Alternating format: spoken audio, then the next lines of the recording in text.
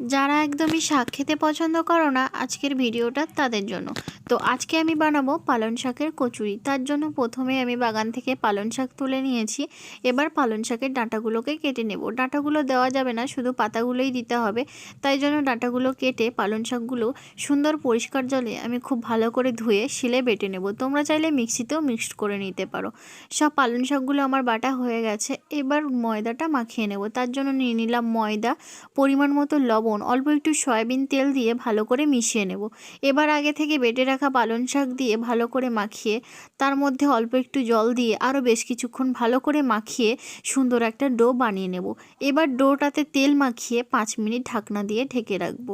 5 minute পর ঢাকনা খুলে ডোটা অল্প একটু মাখিয়ে ডোটাকে ছোট ছোট লেচি লেচি করে আমি কেটে নেব। সবগুলোই আমার লেচি করে কাটা হয়ে গেছে। এবার লেচিগুলোকে সুন্দরভাবে গোল গোল গোলাকার বলের আকারে শেপ দিয়ে গোল করে নেব।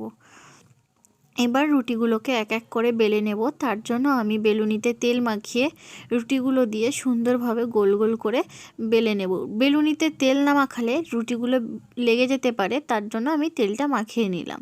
সব রুটিগুলো আমার বেলা হয়ে গেছে। এবার কড়াইয়ে তেল দিয়ে তেলটা গরম হয়ে গেলে একে একে রুটিগুলো দিয়ে সুন্দর করে এপিট ওপিট দুপিট লাল লাল করে ভেজে তুলে নিলেই তৈরি হয়ে যাবে পালং শাকের কচুরি।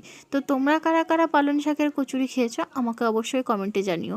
আর কচুরিগুলো কিন্তু খুব সুন্দর টপকা টপকা ফুলেছেও, আর দেখতেও কিন্তু খুব সুন্দর হয়েছে।